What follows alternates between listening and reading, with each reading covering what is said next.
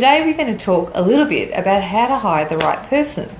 So, given that this is what you do every day of the week, Louisa, tell me, how do you know as someone in business that you need to actually have someone?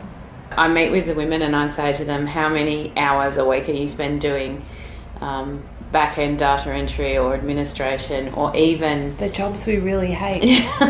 Even how many hours a day do you spend engaging with people on social media sites, the stuff that you have to do in order to grow your business but you really don't have time to do. And then what is your hourly rate? And then you go... Then I ask them, so if your hourly rate, say, is $200 an hour, which is not, or even $50 an hour, is that worth your time to be doing those things? Are you able to? How many clients do you build by putting data into a computer? And I think sometimes as women, we think we have to do everything. We have to be super women. Yep. And also that we can't afford it. I can't afford it. I can't afford it. I can't afford it.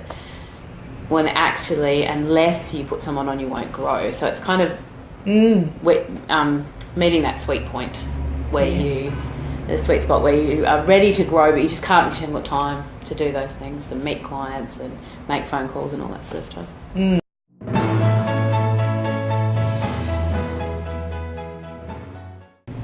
So this is something we had to learn very early on. So we've been recruiting in both my husband's business and in Away Team for about 7 years, all up now. And to begin with, we made some errors, and our errors were around only recruiting on skill set.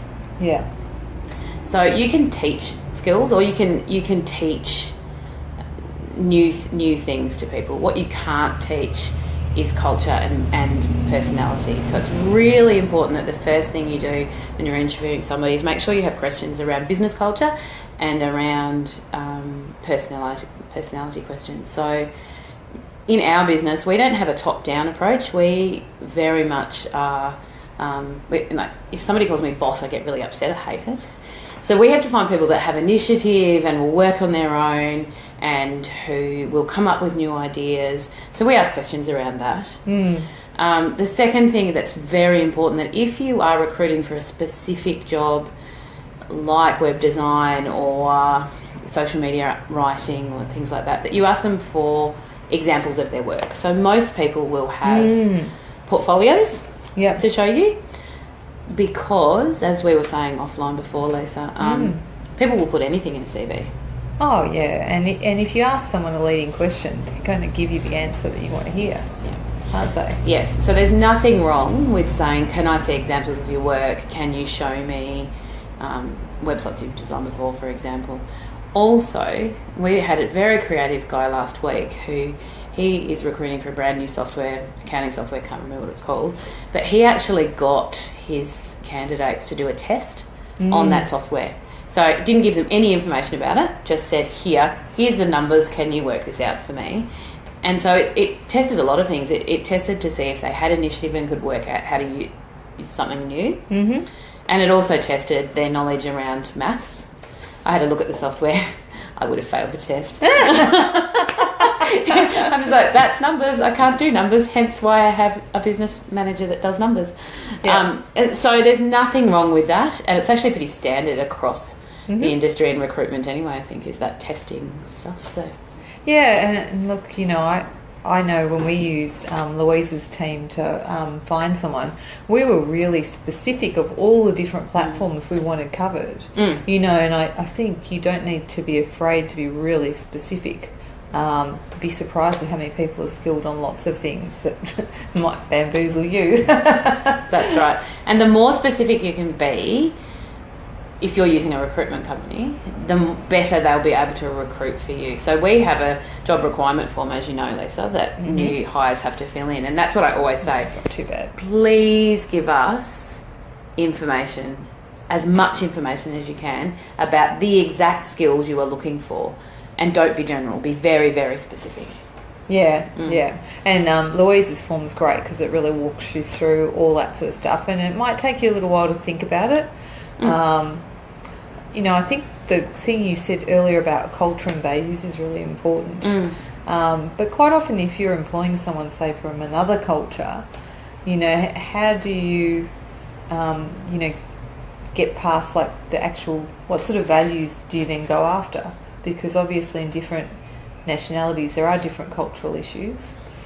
There are, but we all have a culture within which we do business. Yeah. So every business person does business in a slightly different way. Yeah. So first of all, we have to work out what are they in Yeah. yourself. So that might take you some time. If you've never written it down, it's probably important to do. And then you ask questions around that. So one of our business cultures is authenticity. So we would rather our workers say to us, I actually can't do that, than pretend and get it wrong. So we ask questions around, one of the questions that Matt always asks is, if you are having a difficulty with a particular task, would you seek help or make it up and do the very best you can? And those that say, I just do the very best that I can, actually won't be employed by us, because we want people to seek help. So you need to work out what are the most important things that you need in an employee, and then structure questions around that. And I think your point is really that values like authenticity and integrity and initiative are actually irrelevant of nationality, and so you can recruit for them, which I think some people maybe think that they can't. No, that's right. And workers are workers. Like, I think you can ask questions about all of those things to anybody in the world and they'll come back with an answer. I don't think it depends on culture at all. So, you've gone through a bit of an interview process with these people and you're not really sure whether to employ or not. What's your advice to people? My advice to people would be keep looking till you find the right person. So I think we all have, women particularly, have an intuition. We know when we meet somebody whether we like them or not. Yeah. We know whether we could work with them or not. And we've all met people who are like, nope, I could not work with you, or yes, I love you. So I met some new women yesterday, and there was this one young woman. She's much younger than me. She's only 25. And I loved her immediately. I'm like, I just want to do collaborative work with you. I don't care what it is, let's do it. Because I just knew that I knew that I could work with her. And I think it's very similar in recruitment. You'll know intuitively as you're speaking to somebody whether they're the right fit, and you'll know if they're not. So if you've got that little bit inside you that's going, not sure, then I would keep recruiting. Or you could ask them to do some tasks that you've got coming up. So you could say, can you here's this article, can you write it for me? And see what comes back. So one of those two things, but don't settle. We mustn't settle. We must get the exact person. If that takes longer, then it takes longer. Yeah. And I think one of the key things for me is often whether people have done their homework. If they know they're coming to an interview and they know your business name and they haven't even bothered to look you up, your website up, or know anything about you, it just demonstrates to me a level of interest. Like, no matter how technically correct, if they haven't even bothered to find out your name or whatever, and that's really true. Actually, a friend of mine on the application process, he always goes through and he says, right, if they haven't bothered to find out my name, if they have dear HR manager or whatever, given social media today, surely it's like less than 1 degree of separation, isn't it? That's right. So there is that. You can ask questions to find out how much they know. So you can say, have you looked at our website, can you tell me blah blah blah blah blah. So you can certainly discover that, but I do think it's very important that as women that we listen to that inner voice that's just like, I'm not really sure. If you need to ask more questions or you need to do another interview, do another interview. We at Away Team, we've had people do 2 or 3 interviews, so they've done 3 interviews with 7 people and then they've got them down to 5 and then all the way down to the top 2. So I think that's a good way of doing it. Yeah, great.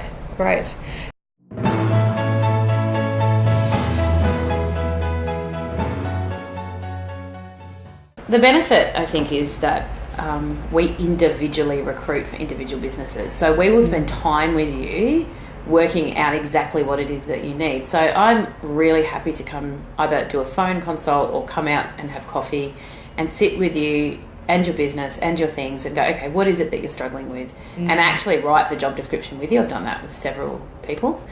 That's fantastic, because not everyone's come from a recruitment background. Many people are great at something.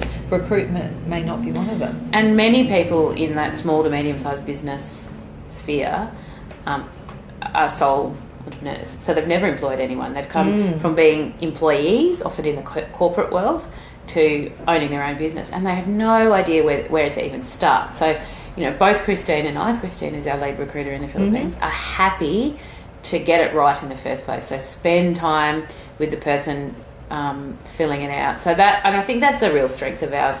Most of our competitors will say, "Oh, you need a VA. Here's Anne." So they just give you whoever's on stuff. We don't do that. It didn't work for us to be generic, and we want it to work. And so I actually think that's the main benefit. The other thing is we will step you through the whole recruitment process. You don't have to do any of it. You're like, "Oh, how do we even find a person?" You just come to us, we find the person, you turn up for the interviews, and we do all the rest. So it's very, very easy. And I think that sometimes it's the difficultness of the thought even of employing someone that goes, God, yes. "Yeah, I don't even know where to start." So you don't need to do any of that. Yeah. We'll step you through all the process. Yeah, that's excellent. So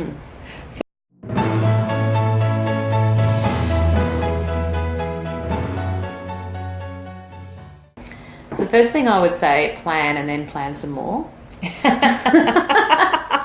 It's really important that you have a plan of what the worker's going to do for the first day, for the first week, then the first month, and then ongoing, because you simply can't start a worker without having an idea of what it is that we want them to do, because then it just gets too hard. Yeah. So if you have a plan, then you both know where you are and it'll work. Yeah. You also need to systemise your business, and probably you need to be systemising your business before you employ someone. But if that's too hard, you can actually get the worker to do the work for you to systemise it. So you have to have, for example, when Matt's PA is booking his travel, she goes to a document, probably not anymore because she's doing it for some time, but we have a document that says how to book Matt's travel. And people might be like, "Oh, that is insanely difficult. That's ridiculous. Why do I have to have it to that level?" It's because he likes things done right. So there are certain things, ways of booking Matt, that if on to travel, if you did it in a different way, he'd be really cross and really uncomfortable and he doesn't like it. So there is a whole system, and we spent really 6 months systemising everything in our business, and it works. So even down to now, we have a brand book that's 23 pages long, and it talks about the colours we use, the logos we use, the voice we use, the hashtags we use. It has absolutely everything about anything that we put on social media now. And so no longer do I have to be studying every post that goes on social media. I can just say to my team, "Did you look at the brand book?" And they say, yes, I did. And we have beautiful shareable material that is really consistent across all platforms because of that. So, it's really important that you plan, you have systems in place, and that you are consistently having the same approach to the same things. So documents, and more documents, really. So a lot of people would think, "Oh, yeehaw, I finally got someone on," but you can't just walk away from them, can you? Like, there's a management aspect now. There is.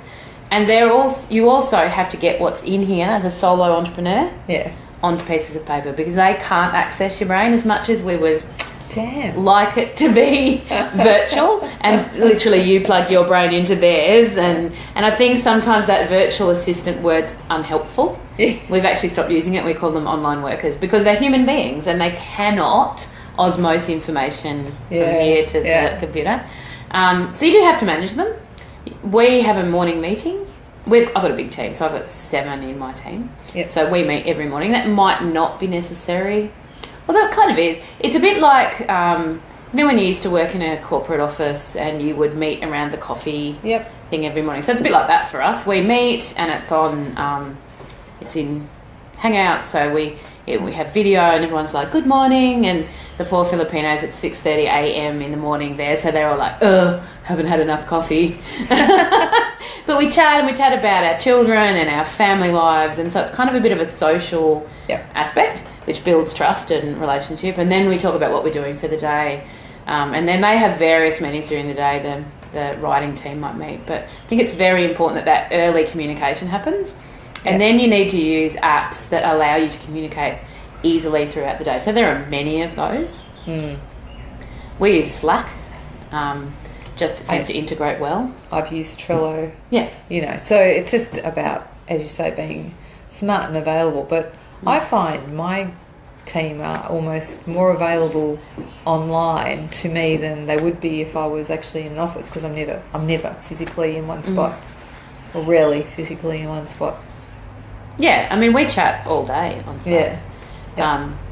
You know, and my team are incredibly available. They even pop up, like I wouldn't be surprised if they were watching now. Hello, if you are. They like to stalk me around social media. Send those likes through if you're online. Yeah, so and so using some really key tools is important, but I think, as Louisa said, getting your head in the right space for this, because you can't just dump and run and expect it to be fantastic. A lot of it's about building up trust and initiative, which only comes through, you know, training people and giving them feedback. And I guess to know that it's going to be difficult for about the first month. Yeah.